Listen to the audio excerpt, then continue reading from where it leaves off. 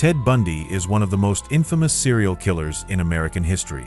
His crimes shocked the world, not only because of their brutality but because of the man himself. Bundy did not fit the stereotype of a killer. He was charming, intelligent, and charismatic. Yet behind this facade was a ruthless predator who preyed on young women. His ability to manipulate both his victims and the legal system allowed him to evade capture multiple times, leaving a trail of devastation across several states. His story is one of deception, violence, and the terrifying reality that evil can wear a friendly face. Ted Bundy was born Theodore Robert Cowell on November 24, 1946, in Burlington, Vermont. His early life was marked by secrecy and instability. He was raised by his grandparents under the belief that his mother, Eleanor Louise Cowell, was actually his sister. This revelation, which he discovered later in life, may have contributed to his psychological turmoil. From an early age, Bundy exhibited disturbing behaviors. Neighbors recalled that he had an unsettling fascination with knives and often displayed manipulative tendencies. Despite this, he excelled academically and was considered charming and well-mannered by those who knew him. However, beneath the surface, he struggled with feelings of inadequacy and resentment. As a teenager, Bundy became obsessed with violent pornography and true crime stories. He often fantasized about dominance and control, particularly over women. He also began exhibiting voyeuristic tendencies, peeping into windows and stalking unsuspecting women. These behaviors escalated over time, eventually culminating in his first known attacks. Bundy attended the University of Washington, where he studied psychology. His professors described him as intelligent and articulate, and he even worked on a suicide prevention hotline. Ironically, while helping others, he was secretly battling his own dark urges. He later pursued law school, using his knowledge to manipulate the legal system to his advantage. During this period, Bundy experienced a significant heartbreak. He dated a woman named Stephanie Brooks, who eventually ended their relationship due to his lack of ambition and direction. This rejection deeply wounded him, and many believe it played a crucial role in shaping his later crimes. Most of his victims resembled Brooks, young, attractive women with long, dark hair parted in the middle. As the 1970s began, Bundy refined his approach to deception.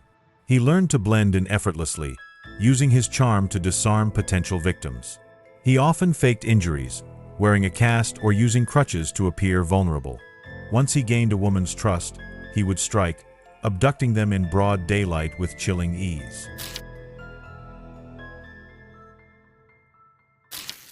Bundy's killing spree began in the early 1970s, though the exact number of victims remains unknown. He primarily targeted young women, often luring them into his Volkswagen Beetle by pretending to need assistance. His charm made it easy for him to convince women to help him, never suspecting the horrors that awaited them. One of his first known victims was Linda and Healy, a bright and talented college student who disappeared from her home in 1974. Her abduction was the first in a series of disappearances that sent shockwaves through Washington state. Women were vanishing without a trace, leaving authorities baffled and terrified. Bundy's attacks became increasingly bold. He often struck in public places, such as college campuses and parks. At Lake Sammamish State Park, he brazenly approached multiple women in a single day, introducing himself as Ted and asking for help loading a sailboat onto his car. Two women, Janice Ott and Denise Naslund, were never seen alive again.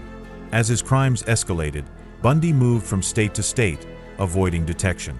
He left a trail of victims in Utah, Colorado, Idaho, and Oregon. His method remained consistent. He used charm and deception to lure his victims, then subjected them to unimaginable horrors before disposing of their bodies in remote locations. Authorities struggled to connect the cases due to jurisdictional differences. The concept of a serial killer was not widely understood at the time, and law enforcement agencies lacked the technology to coordinate their efforts effectively. Bundy took full advantage of these gaps in the system, allowing him to continue killing with impunity. In 1975, Bundy was finally arrested for the first time after a routine traffic stop in Utah. Police found suspicious items in his car, including handcuffs, an ice pick, and a crowbar. Though he was initially only charged with kidnapping, investigators soon linked him to multiple murders. However, Bundy was not finished yet. Bundy's intelligence and charm made him a master manipulator, and he used these traits to his advantage even after his arrest.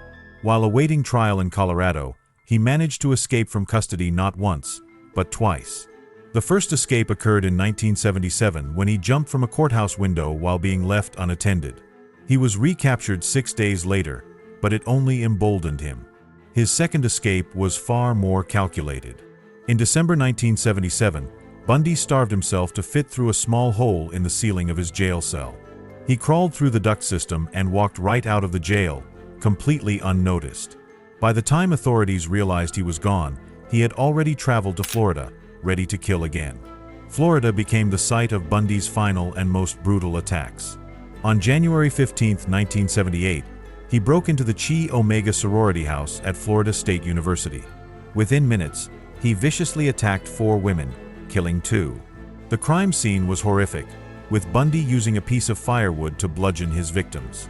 Just weeks later, he abducted and murdered 12-year-old Kimberly Leach, his final known victim. By this point, law enforcement was closing in on him. His reckless behavior in Florida led to his downfall, and he was arrested after a traffic stop in Pensacola. This time, there would be no escape.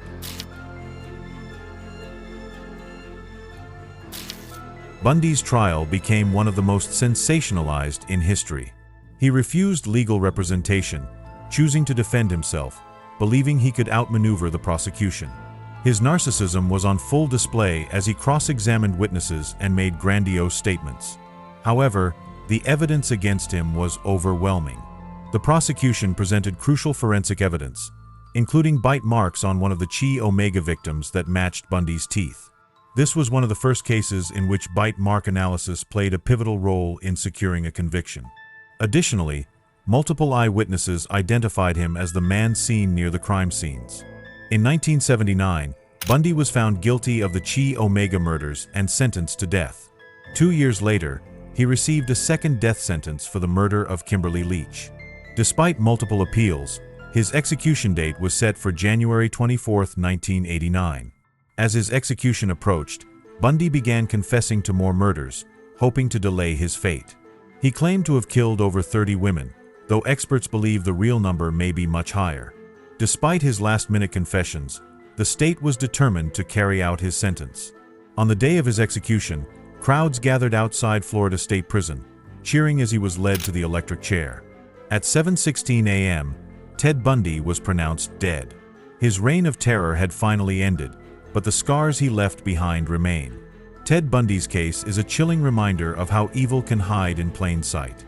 His charm and intelligence allowed him to manipulate not just his victims, but an entire legal system. His crimes changed the way serial killers are investigated, leading to improvements in forensic science and criminal profiling. If you found this case intriguing, don't forget to like this video and subscribe to our channel for more deep dives into the world's most mysterious cases.